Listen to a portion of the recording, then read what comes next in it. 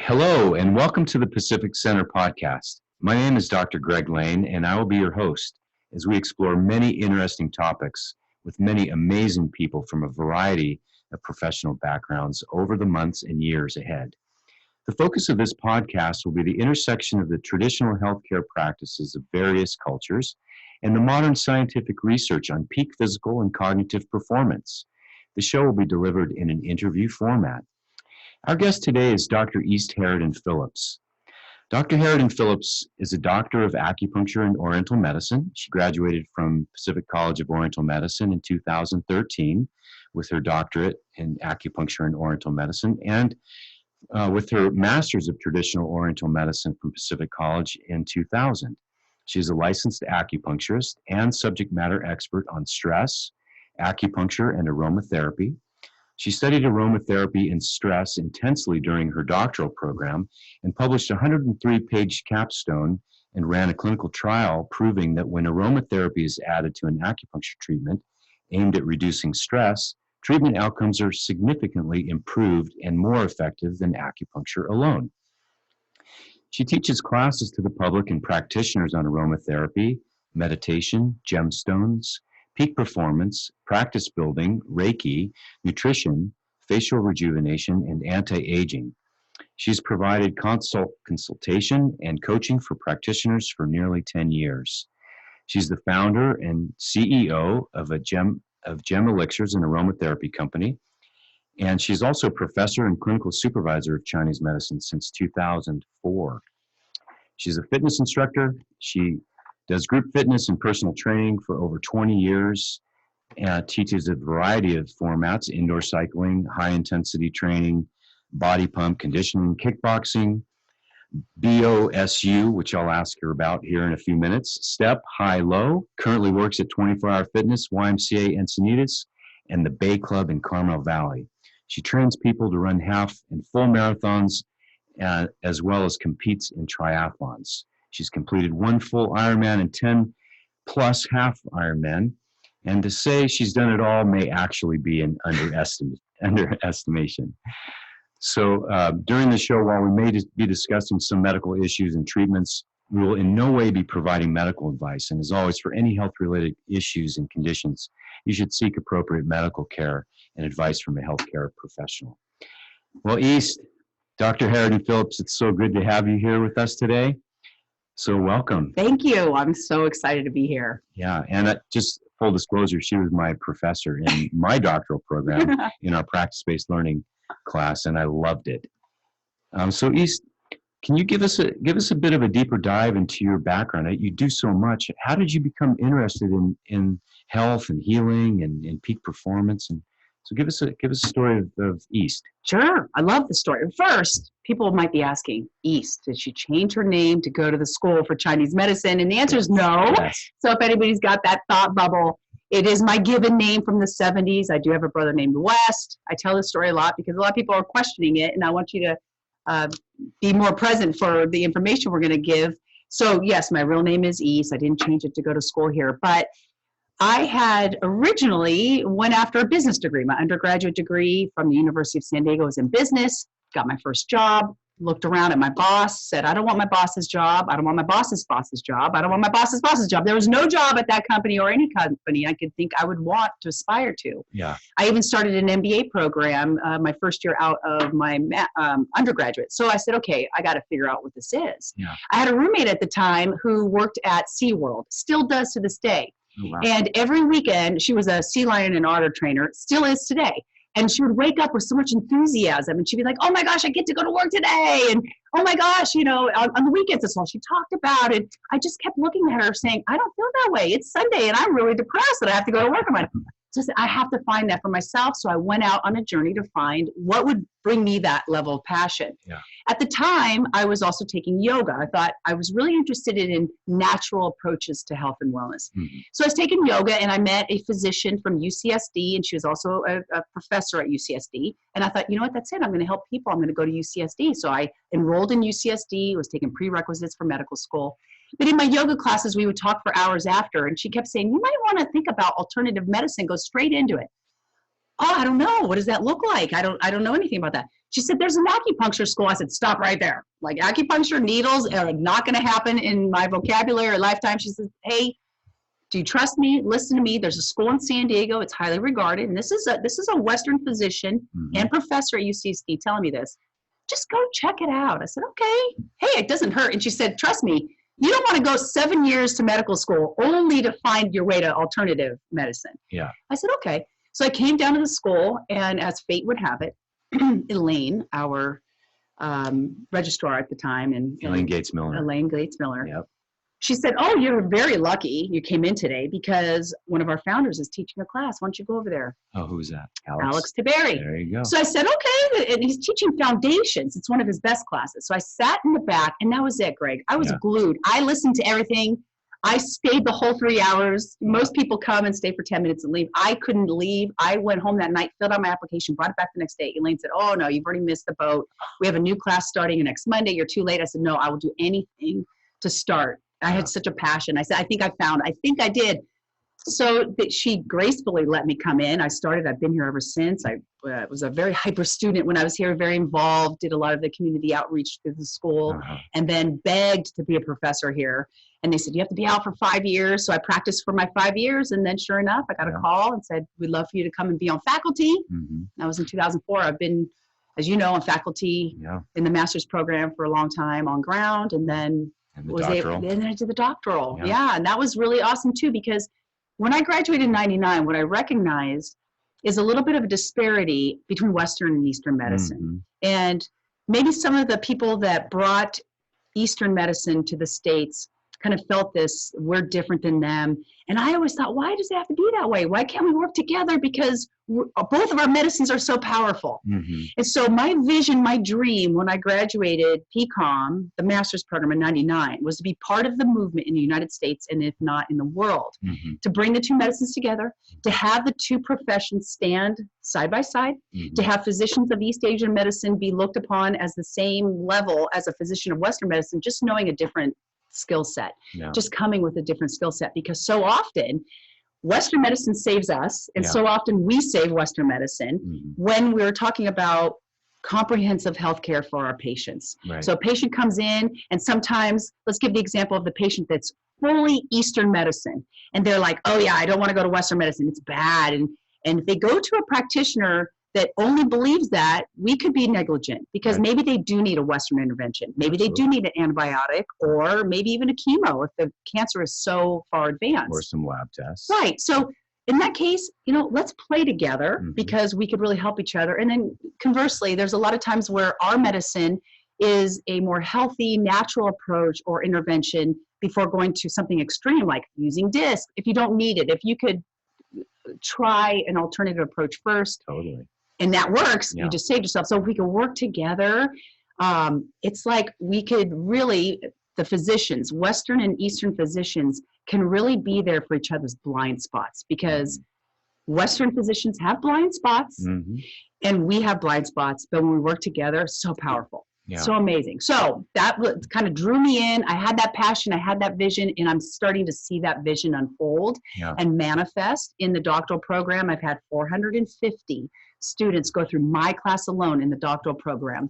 When I first started, the cohorts were kind of new and green, but the cohort I have right now is setting the bar so high on integrative care and professionalism, and it excites me. It makes me feel everything I've done up to this point is worthwhile, and I couldn't be more thrilled with our profession, our practice, where we are, and the opportunities, like you and I were talking before the podcast started. There's so many opportunities for our medicine, if you choose to go East Asian medicine or Western, but to work together.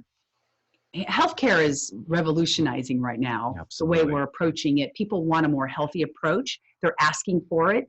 They're not just listening to their doctors anymore. They're taking their healthcare in their own hands, being more responsible. And so they really need a team of people to help them, give them the best advice. Absolutely.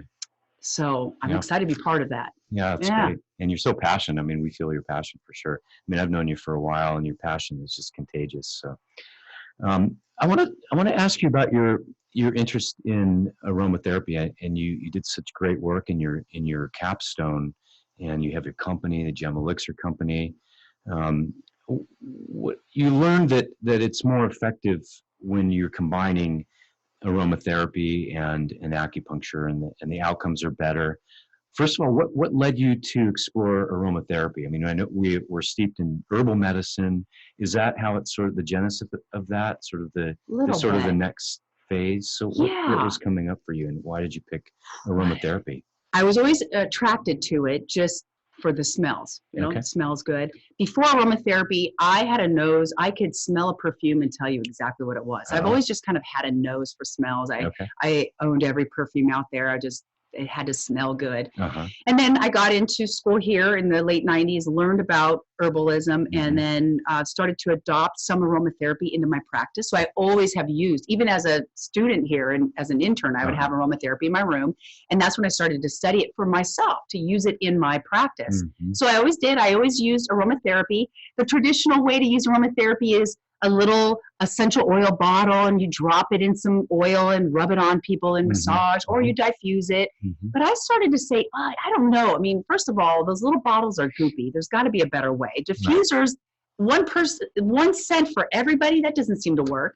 So what I started to create were little blends, and I put them into sprays so that I could offer a personalized aromatherapy experience. So I could have one person come in, they could get a special aromatherapy, maybe for helping calm them down, and maybe the next person needs something to pick them up. So I started using sprays with my patients. Inevitably, people would say, oh, East, I love that. Where can I buy it? And I was like, well, I made it. Will you make me one? I'll pay you for it. I was like, well, okay. Next thing you know, Greg, I am like the ice cream man. I've got, a box of these things in my car. I'm opening up the back. People are coming in, buying it with cash. Everybody's like, what kind of drug deal's going on out there? Did you have the white truck with the side? I should have. No, I had a Jeep. But so I made like 4 blends I was using myself. I started selling to patients, and then I was a supervisor here at the school, and the students were like, oh, I want some. And so now I'm selling to the students, and finally somebody said, why don't you sell these in stores? Oh, really? You think so? So I showed it to some stores, and they said, yeah, let's try it. So that's kind of like how that began, and I just started using it. Then in 2010, I went back for my doctorate, and we all had to pick an area of interest. I said, well, I'm already very passionate and interested in learning even more about aromatherapy, so I'm picking that. One of the things everybody would always say is, oh, aromatherapy is so great, and they would say, when I add it to my treatments, I have better results. Okay, well, can you prove that? Have you any data on that? Is there evidence? So I started to research that. Now, there is definitely a lot of research to prove efficacy of acupuncture by itself on all sorts of conditions. For sure. But I picked stress, and I'll tell you why. And then there's all kinds of evidence and research that proves aromatherapy is effective, even on stress. Lavender, a lot of people use lavender. It's very effective, reduces blood pressure, heart rate. So those 2 modalities have been proven. But nobody, I was so shocked, nobody had ever done a clinical trial where they combined acupuncture with aromatherapy to see if that aromatherapy treatment was more effective. But like all the students would anecdotally say to each other, well, of course it is, or patients like it better. Well, I said, I want to find out if this is actually true. Like maybe it's just a thought that it works better or reduces stress. So that's what we did. I picked the subset of stress. I got a great population of people under high levels of stress. And then we did a controlled study. So half of them received acupuncture with a placebo, and another half got a real aromatherapy. They all got like a spray, but one was just spring water. And that is how other aromatherapy trials were performed, where they had a placebo of aromatherapy. So what we did is I proved that when you add aromatherapy to an acupuncture treatment, it reduced the stress more so than just the acupuncture treatment alone. And were you using like a MyMop or a visual analog scale? No, or what were you using to quantify your outcome? Two measurements. When you study stress, there are 2 gold standards of measuring stress for clinical trials. The Perceived Stress Scale, PSS, that's a free one, anybody can use. And then there's one called the SF36 or SF12, and it's a series of questions that determine your stress level on a scale from 0 to 50. And I contacted the company that sells that test and told them I was doing my doctoral program, and they gave it to me for free. Nice. For that. So it was awesome. So I used the 2 standard measurements for stress. And in both cases, the group that got aromatherapy and acupuncture had a greater reduction in their stress levels over the 6-week treatment period. So I kind of proved it. I was one of the first ones. In fact, I'm just waiting any day to have the published results come out. I've submitted to journals. Nice. But it was exciting. It was really fun to do a clinical trial. Did you do a trial or? No, I didn't. For your doctorate? Yeah. No. Okay. I did not. So it was fun. You know, not a lot of us get a chance to do a clinical trial. So that's curious, because I'm thinking, when you're talking, I'm thinking about Peter Holmes, because he's also an acupuncturist, and he's been doing aromatherapy for years, but I guess he just never went down the road of doing a trial. He might not have had the opportunity. I actually use Peter Holmes's aromatherapy in my product line. Nice. Because I love it. I absolutely love it. Yeah. So I don't know why. It was a lot of work, Greg. I mean, it took me longer than I thought. I learned so much, like many people that do a clinical trial. Yeah. So it's probably why it's very costly. I was lucky to have the IRB support that we have here at the college in the doctoral program at the time. So that might be why. But I believe there'll be more in the future. More people will prove the efficacy to use it in other modalities, because that's just adding aromatherapy to acupuncture treatment. But we're going to prove that when you add aromatherapy to other interventions, most likely it makes it more effective. Yeah. Or just adding it to a corporate environment, or adding it into our households, or all of that is already being done. But it has been proven that aromatherapy increases patient satisfaction if you pick the right aromatherapy. Right. And if a patient is more satisfied, they always have better treatment outcomes. That's been proven too. So that's a good question, actually, for our listeners. How do you select an aroma or a combination for your patients, or for? I mean, how would a person, is it just like, I like the smell, or do you do muscle testing? I don't. It could be the smell. Like, you could like your smell. It's very interesting. During different times of your life, you'll be more attracted to certain smells, almost like our body knows what might heal it up. Okay. And because the way that aromatherapy works when inhaled, it's very interesting. Let's use lavender. Okay. Lavender is probably the most widely researched essential oil out there for its efficacy. And so when you smell lavender, it reduces blood pressure and it reduces heart rate. Unless you have a negative association to lavender, like your grandmother wore lavender and she used to hit you, or your grandmother, you hated going there on the weekend, whatever it is, or it smells old and musty to you. If you have that negative association, because when you inhale, aromatherapy, it goes through the limbic system, what is attached to the brain and memory centers, your body and your brain will override any health benefits that you have from that lavender because of that negative association. So knowing that, when I crafted my blends, and I teach people how to blend for themselves, I say use the therapeutic oils like lavender, or other ones that, like maybe patchouli. Somebody goes, it smells like hippies, or I don't know. Sounds like a Grateful Dead. Right. Concert. You know what you do? You hide it. Nothing against the Grateful Dead. Nothing against Grateful Dead, but sometimes you don't want to smell like it. But it is beneficial because it has natural effects on the body. So it's kind of like you want to hide it so that that part of the brain that has a negative association won't pick up on it, and it can get into the bloodstream, it can get into the system, the body's system, and have an effect. So like if you were invited to a party but I wasn't, I would hide behind you, like, oh yeah, come in. Also, I crafted all of the blends like you would a Chinese herbal formula. You have a chief, you have envoys, you have deputies. And so if you want to go back to that lavender example, in Chinese medicine, we use licorice or gansao as a harmonizer. You have 10 herbs, and you want them to play well together, so you put that harmonizer, the licorice, in there, and it makes the formula smell good.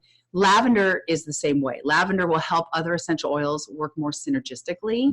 So when you asked, how do I pick for a patient? Right now I have 12 sprays that I've crafted over the last 9 years because they pretty much cover the spectrum of what a patient would come in with. They have stress, anxiety. I have a spray called Calm, and the chief essential oil, and that one is vetiver, and it's a very woodsy, earthy, grounding smelling essential oil with lavender behind it and some other essential oils behind it. And then I have one called Focus, The focus one, it does help you stay in focus. And the 3 essential oils in that one have been clinically proven to increase test scores, reduce errors. And to your point a little earlier, in Japan, many companies take this same blend and pump it into the HVAC systems in office buildings. Is that right? Wow. Because they know that it increases productivity. What's in focus? Focus is lavender, jasmine, and what else is in there? Rosemary. Huh. Yeah. Lavender, in fact, you know what? Right. Let's say you don't, and lemon.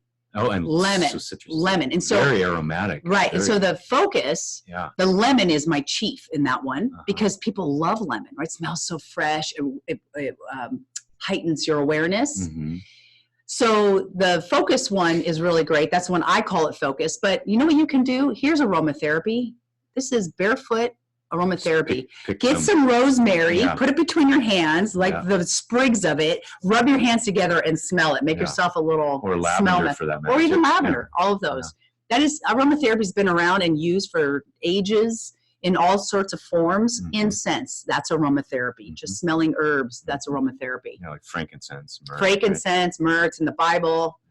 Several mentions. So you're adding, just looking at these ingredients of like focus, for example, you add agate and fluorite and amethyst. So how did the gems come into play, and how did you didn't study that in terms of it's just something that you pulled in, sort of like you felt it, kind of intuitive? Me. No, it was just me. So I always used aromatherapy, and I always loved gemstones, kind of like a rock hound, if you will. So I loved gemstones. I'd always have gemstones. And I remember buying this candle one day. It was in the shape of a pyramid, and it had little things in it. So as it burned down, like gemstones would fall out, cool. And little trinkets and stuff. And so when I created the sprays, I had been studying a lot on gemstones, and there is a thing called an elixir. So the folklore is that you take a certain gemstone and you drop it into water, spring water. You put it under the full moon, you get it charged. And then when you drink that water, you will get the health benefits from that gemstone. So that's what an elixir is. And so amethyst is kind of like the lavender of the gemstone world. Amethyst is prolific. It's everywhere. It's got harmonizer. It's purple. And so amethyst is great. In fact, one of the folklores is that kings and queens used to drink out of chalices with lavender so they wouldn't get drunk, because one of the things that lavender is claimed to do is, stop you from being inebriated. So I don't know. You can try that if you'd like on your own. We'll try that. But I just loved it. I thought it made it more magical. And so a traditional elixir, again, you drink it, but these are aromatherapy sprays. I wanted them to be a little different than what was out there.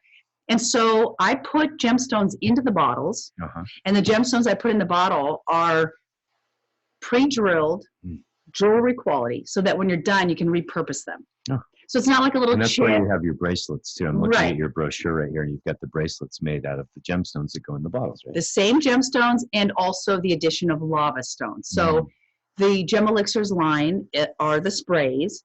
And then what do you do with the sprays? Some people don't want to spray it around them. Some people want to spray it on themselves, or they want to spray it onto gemstone jewelry. And so lava came onto the scene about 5 years ago. If you take a lava stone, I can put aromatherapy, drop essential oils on it. It'll absorb and hold that scent for like 3 days. So now I can, So now I can wear my aromatherapy versus putting it on me. And so gemstone and then lava stone aromatherapy jewelry got added to the line. Very unique. It's fun. It's a very fun line. Thank you. Jewelry's beautiful. Thank you. And I see you're wearing about 4 or 5 bangles. I always wear them. Those are awesome. I always wear them. They're fun. So I want to shift gears a little bit and go into some of the coaching that you've been doing. So you sort of found yourself as coaching, sort of as your role in mentoring, right? You never sort of decided, I'm done with acupuncture or anything like that. It's just been kind of an evolution of based on need with your patients and students. And so tell us a bit more about sort of your coaching and how that evolved. Also organic. So just like Gem Elixirs came out organic, people say, you should sell these. You should make more. You should do it. I should. Okay. Same thing with coaching is students would always ask my opinion on things. Back in my business days, I did commercial real estate for a number of years, and I specialized in medical space. So I understood the whole ins and outs of getting a new space. And then as I had more and more experience under my own belt, and as you know, everybody asks you for advice too, especially emerging students. And I actually loved to help them with this. I loved it. I also love product development. As you can see, I have a zillion ideas for products constantly. And so it just kind of happened. One student was asking me for advice, and it was getting long. Like our time together was getting really long. And at the end, he said to me, "You should do this for a living. Like, you should charge for this." I'm like, "Yeah, I should have charged you for this," but it got me thinking. Like, I really enjoyed it. Yeah, that was the thing. And when you know you're really passionate about something, if you're willing to do it for free. Yeah. So, Greg, I have done consulting for free, and I still do. Sometimes people call me, I'll give them some ideas. Yeah. But I thought, I want to make myself available. Some people want to like have that official sit down, have a consultant talk with them. So I just put it out there. Okay, let's see. Kind of like these sprays, and all of a sudden got flooded. So I've had the opportunity to help a lot of people with their practice. And then going through the doctoral program, I've had, like I said, 450 students. And so at the end of our 10 or 13 weeks together, a lot of them email me, "I don't want it to be over. I'm going to miss you every week. Can I still meet with you? Do you do consulting?" And I said, "Yeah, sure." So then I kept meeting with some of them just to keep them motivated. I mean, really, I'm a great motivator. I know that. That's one of my strengths. I love it. And I love to motivate somebody. I like to see aha moments happen. So I do a lot of Skype. I do a lot of Zoom. I like to see, the person's face.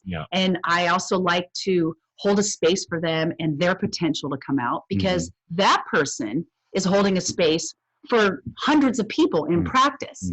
So they need somebody to hold a space for them, don't they? Absolutely. So, and I do that because we all kind of go like, can I do it? Am I doing it? Like, am I doing this right?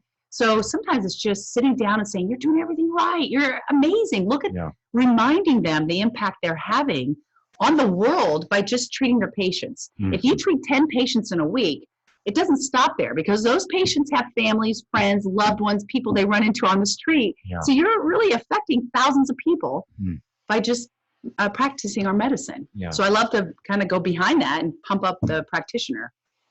So what you gave your coaching a bit of a structure, I've noticed lately, in terms of rest and that whole thing. Is that something that we can talk about here? Or Sure. Is that something? Sure.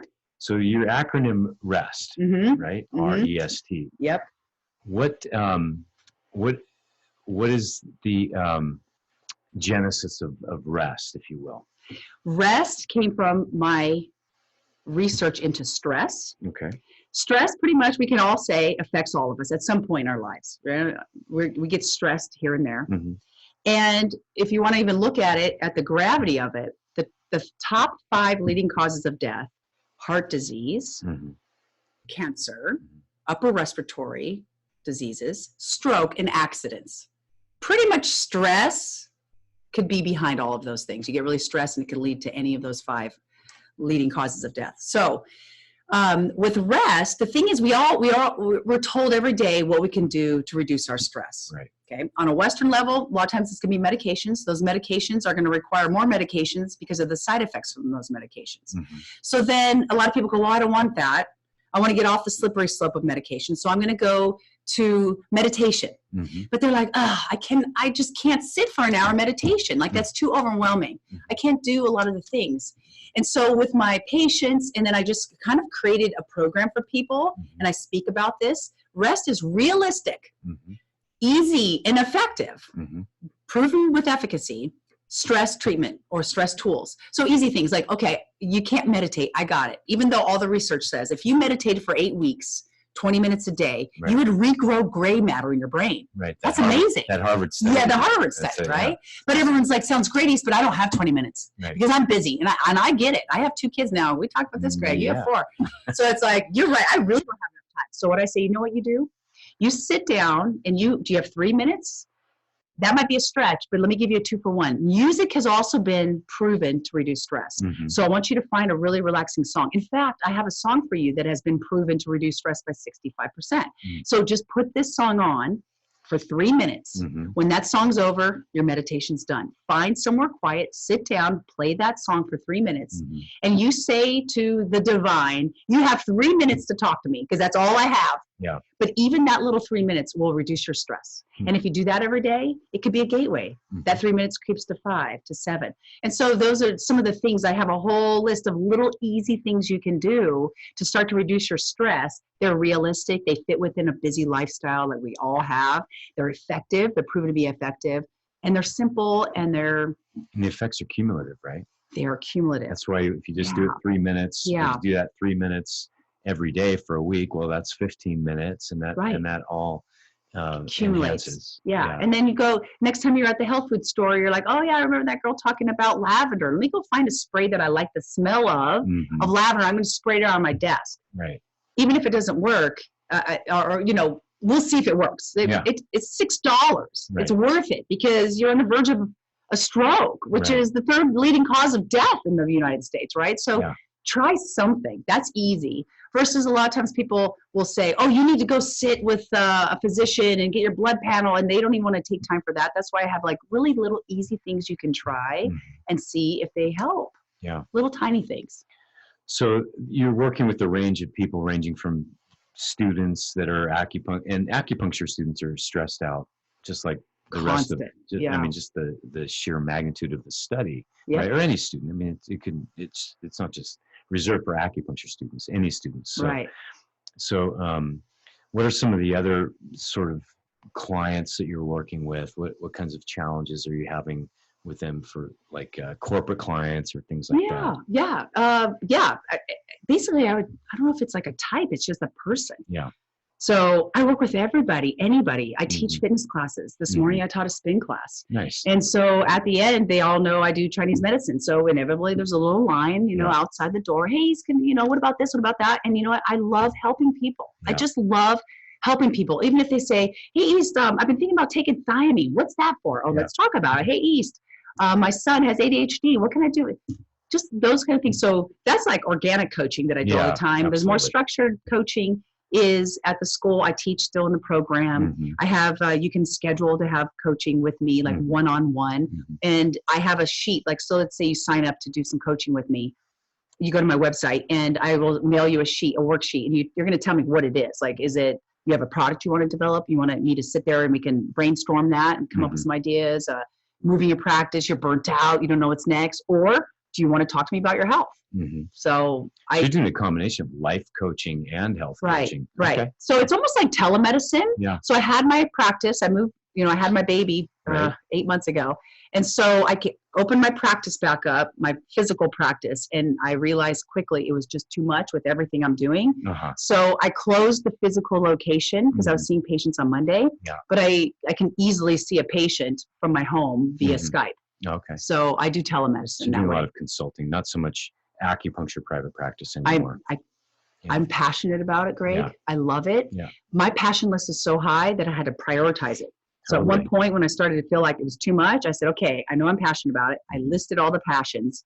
And acupuncture private practice, since I've been doing it for 20 years, was lower on the list. Yeah, I said, I'm sorry, you have to go for now. So I packed it all up. But I have a beautiful office that I can open at any time. Yeah, and you can refer to some of our younger colleagues that are just getting out that are hungry for patients. I do that all the time. I do that all the time because I'm passionate about it too, but you know my schedule. So there's no way I can treat as many patients as I'd like to.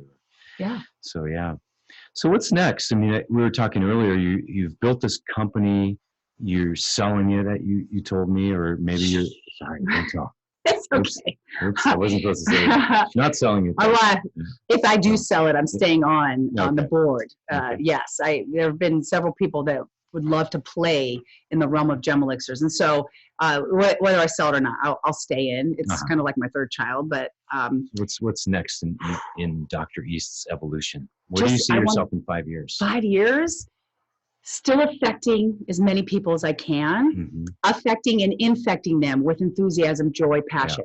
So I'm in the process of writing a book, and the book is called Living Life in Your PJs. Nice. Aligning with your passions and joys. Okay. So in the process of the book and hopefully having workshops, you come in and we try on so many jackets, if you will, until you find the one that fits, Yeah. that you know you're passionate about. So And PJs metaphorically, for passions and joys. how passions Aligning with your passions and joys. Love So right now it's very fortuitous that I've had this book idea for about 4 years, and I've been writing the content, and then Marie Kondo blew up, right? If it doesn't spark joy, you got to get rid of it, right? Right. So I was like, all that tells me when something like that happens is that in just kind of like the evolution of our planet, this concept of living life joyfully and that we can is just coming down to all of us. And so Marie Kondo's sharing it with a feng shui of your house, and it's just taken off. And so people they just want to hear that they're allowed to live joyfully. Yeah. Right? Totally. Like our parents' generation, they were taught to survive and, put food on the table because of the depression and everything. And now we're kind of coming out of that. It's like, we can actually breathe. We can actually pick jobs that we love. Yeah.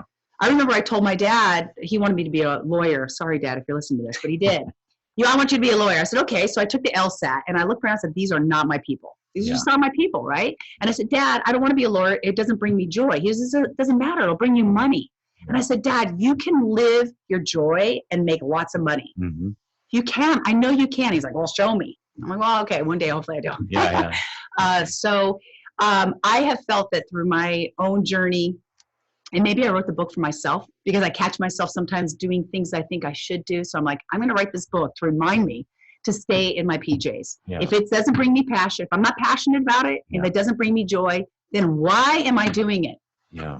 Why? Yeah. Because it's just the person that's on the other end of whatever I'm doing is not getting the best of me. Yeah. And then if I keep doing something that I don't enjoy, I'm taking up space that somebody else could go in and do. Yeah. Right? That they're passionate about. It's a great So I thought this is silly. Yeah. And so, but the book's great. It's coming along. I hope to have it by the end of the year because it takes a long time to write stuff and get it out. And I know. I mean, we have another colleague he's just finishing up his second book. I'm not going to mention his name, but it's taken him years. It takes years to get it out. It's a pretty technical book, but still, it takes a while. Did you write one? You wrote an article. Your article. I've written articles. Yeah, I've written articles. I've not written an entire book yet. Any other time. But I think I see that in your future. Oh, thanks. We read your Successful Practitioner. We read that. That's our class assignment. Right. And this cohort, I have two. I have the on ground. Yeah. You brought people to tears. Oh, wow. Yeah, because I say, okay, everybody shared what they liked out of Dr. Lane's article. And everybody had so much to say about your article. Yeah, so. Yeah, that came out of, our desire to help our people grow and raise the level of professionalism and influence and collaboration in healthcare, right? And so it's important for us to be able to share our own experience and help, the younger practitioners avoid the pitfalls and establish themselves and really grow like you're doing and, like we're all trying to do out of this institution and really beyond. But you could apply your article to any profession because in it you say, be present. Yeah. Show up. Yeah, totally. Just show, like when you're there, like be all in, be there. And if you can't be, then get out and find somewhere where you can be all in. Absolutely. So and stop complaining, just do it, Yeah. And if you're complaining, then maybe you got to change it up. Yeah. At least change our perspective. Yeah, right. So are you training for anything right now other than training for motherhood? I mean, motherhood, that's like constant training. Yeah, it's like training harder than any triathlon. It is by far the hardest thing. Yeah. Let's see. I'm doing what's called the Triple Crown, which is running 3 half marathons here in San Diego. They're gorgeous beach runs.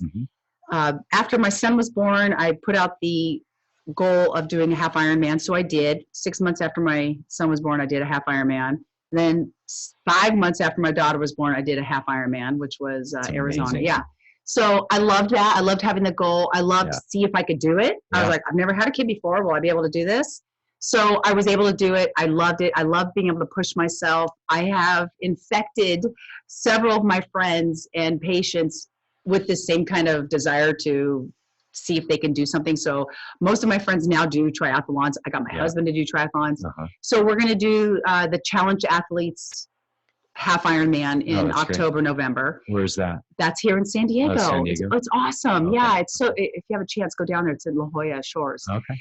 And then I'm going to be doing some running, but the book and the kids and teaching again got in the way of doing any kind of like real athletics. Mm-hmm. So I teach fitness, I teach high intensity interval training, I teach spin, which I really love. Spinning's great. I just love indoor cycling. Yeah. I just bought a spin bike to put in my garage. Yeah. So I actually don't like going to gyms. I don't have a lot of time. I gotcha. So I put the bike right in front of right in my garage, watch PBS or something, listen to a podcast, and burn those calories, get the metabolism going in the morning. It's awesome. That is on my rest program. So a lot of people are like, I don't like going to gyms. I don't have the time. But you know what? Gym. You don't need it. Get a bike, jump on it, and just say, I'm going to do 20 minutes. And I'm going to sweat out. And that's what the HIIT program is all about. High intensity interval training. Yeah. You will burn more calories from a high intensity training session. So what I tell people in my rest program is, you don't have time, go do 50 push-ups and 100 sit-ups. Yeah. That alone can be enough. Or go to YouTube, put HIIT programs, and you'll find a 10-minute HIIT routine of like high knees and jumping jacks. Push-ups. And that's all you need to reduce cortisol levels, increase serotonin levels. So that's all you need, 10 minutes. Yeah. That's realistic and effective. So yeah, so true. Yeah, I working with patients, sometimes it's challenging to balance like what sort of yin activities, meaning like the more qigong or tai chi or the quiescent types of activities versus the high intensity stuff to really get that heart moving a bit, get yourself sweating and balancing that.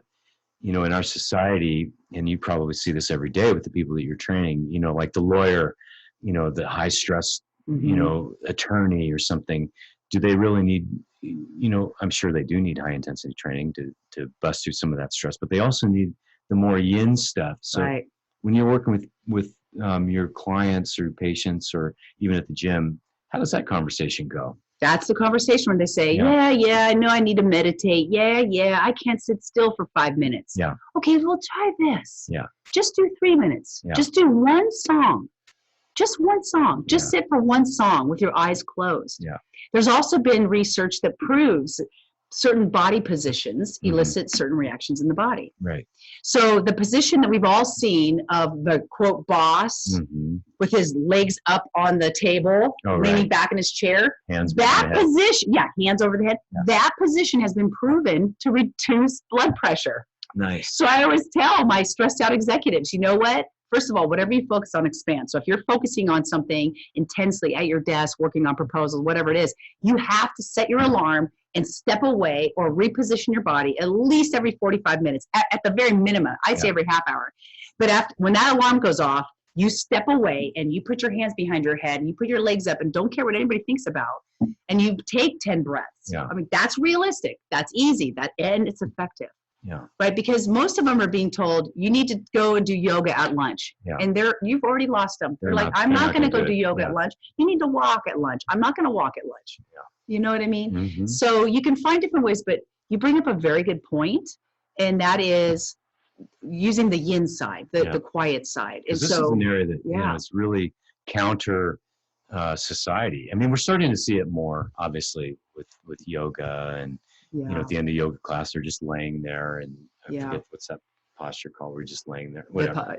No, that's Vipassana. Sitting. Sid something. Whatever. I'm a terrible yogi, but I know what you're talking about. They're just laying there. It's so good. Savasana. Savasana. Yeah.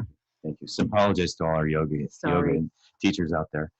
But yeah, we need that more. How about are you using any technology, or what do you think about the technology for fantastic technology.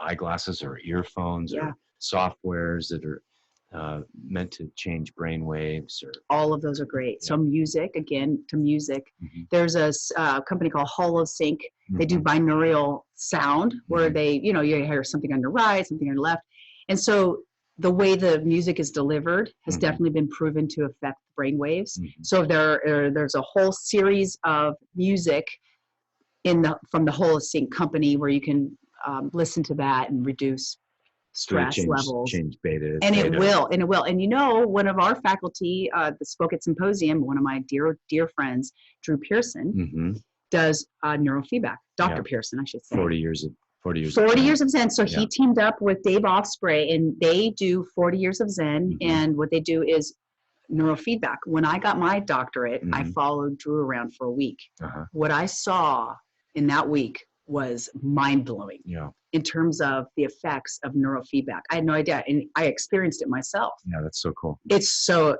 cool. So technology, yes. The physiology, I told you, like one of the things you can do is put your legs up. Mhm. There are things called, and they're out everywhere. Back in the 60s and 70s, the sensory deprivation tanks Oh, were like right, far and right. few between, right? Right. But now They they're call like them in every corner. flotation- Now it's called flotation tanks, right? now they're called flotation tanks. Like there's Float San Diego. So any of us can go to a float tank. Yeah. Have you tried one before? I haven't. It's It's on my fun. bucket Oh, list. go try it. Yeah. Go try it. I did it. It's super fun. And it doesn't stop there. Now they have these cryo tanks, so you can go in and get like chilled water for 20 minutes, and Yeah. that's a therapy as well. Yeah. I really believe in that. I really believe in these different technologies that can change the physiology Mhm. and then change the way you feel and Yeah. change the way your body is. Yeah. There's lots of good research out there that's Great showing, research. and there's some real serious pioneers. I mean, Dr. Pearson, 40 years of Zen, Dave Yep. Asprey, obviously, Ben Greenfield, Yep. and Tim Ferriss. All these, Yeah. superstars in this realm are really helping to promulgate all the technological advances in this area as well. We're going to actually have Dr. Pearson on this show Are you? coming up. I forget when. Coming up in a few months, I think. One more. I month. will watch for next that month. one. Yeah. Yeah, next month we're Yeah. going to interview. I could Drew. talk to him for hours, so be Yeah. ready because it'll probably go over. He is fascinating, has Yeah. so much information, so much knowledge, so much experience, what he's doing up there and what he's done just over the years. Yeah, we're excited. Yeah. So much. Yeah. That'll be a good one. So, anything else you want to share? Any words of wisdom to our listeners as we wind down here? Or? Just chase your passion. Yeah. Just if it doesn't bring you passion or joy, ask yourself why you're doing it. Yeah. And make sure you're not arguing for limitations because there's a saying, argue for your limitations and they're yours. Yeah. Right? Yeah. So are you arguing for a limitation that really doesn't have to be yours? Mm. I find that a lot with consulting, especially practitioners. They'll come to me and they'll say, oh, I need more patients. Why do you want more patients? Well, I need more money. Okay, so now what we really have decided, you want more money. Mm-hmm. So if I waved a magic wand and you all of a sudden had 20 more patients, would you be happy? Well, no, I'd be really stressed out. Okay, so let's get clear. Yeah. What you want is you want more financial abundance. Mm-hmm. But you don't want that in the way of more patients because you've already maxed out. You already feel like you're tapped. You've seen 50, 60 patients a week, and that's too much to hold a space for. Right. So let's look at ways. Where else are you passionate? Where else? And so that for me is so much fun to walk somebody through that process. There's a lot of resources out there that help you do that. Yeah. Jack Canfield wrote a book called The Success Principles. Right. Awaken the Giant Within, Tony Robbins. Like those are the books that walk you through a series of exercises to identify what you're passionate about, to identify what brings you true, genuine joy. But a real litmus test is, are you willing to do it for free? Yeah. Are you willing to drive far for it? Yeah. Are you willing to go out of your way? After I had my son, I used to go over to the 24-hour fitness and take spin class. And I'd sit in the back with my hat on and text message or whatever. Yeah. And I was back there for a few weeks, just postpartum, trying to get back in shape. And one day the instructor didn't show up. This was a 5:30 a.m. class. Now, grade before kids, I wouldn't wake up before 9 a.m., much less 5:30 a.m. Right. So I'm in the 5:30 a.m. class. Teacher doesn't show up. And everyone's like, oh, no, what are we going to do? And I said, I'll be right back. I'll teach class. And everyone's like, you're the one in the back. Who are you? Baby? Yeah. Yeah. And so they didn't know. Nobody knew me. I just kept to myself. Okay. So I went to the front desk. I told the guy, I want the microphone. He's okay. He didn't care. He's 5:30 a.m. Here's the microphone. I come in. I turn the microphone stereo because I taught for 24 hours years ago. Okay. Taught the spin class. Oh my gosh. Will you be our teacher? We love you. So I said, okay, well, let me see. I contacted 24-Hour Fitness. They said, you have to go through you're no longer on board with us because you left 10 years ago or whatever. Right. So you're going to have to go through the process. It's going to take weeks. But the class wanted me. So I said, you know what? That's fine. Until I'm legally hired, I'll just come and teach. Yeah. So the teacher who had the class was a flight attendant. She text messaged me and she said, they want you. They don't want me. Will you teach the class? I said, yeah, I'll go. So I taught that class for free for 10 weeks. That's passion. That's passion right there. If you're willing to do stuff like that, if you're willing to give your friends all this advice on certain things, you're probably passionate about it. Yeah. And why not align that with what you're doing every day and how you're contributing and playing in the world. Yeah. And then infect other people with your enthusiasm. And just, that's why I say aligning with your passions and joys. Yeah. Live life in your PJs. I can't wait Living for that life book. in your PJs. Yeah. I want to read that. I want a signed copy of that. It's coming. It's coming. Yeah. So for folks out there listening, Dr. East's website is www.dreast.com. And also her Gem Elixir website, you can link to it through dreast.com. But if you want to go to gemelixir.com, that's GEMELIXIRZ.com. And we'll have links on our podcast website as well. Can we put your article in there too? Maybe. We'll think about that. I mean, that's proprietary. Well, maybe. It's a great article. Thank you. Yeah. I love it. Anyway, it's been such a joy to have you here. Thank you so much you. for sharing your insights and your passion and your joy with us today, East. It's always an honor to have you and a pleasure and a joy. Thank you. So. My pleasure. This was super fun. All right. Okay. See you next time. Bye. Bye.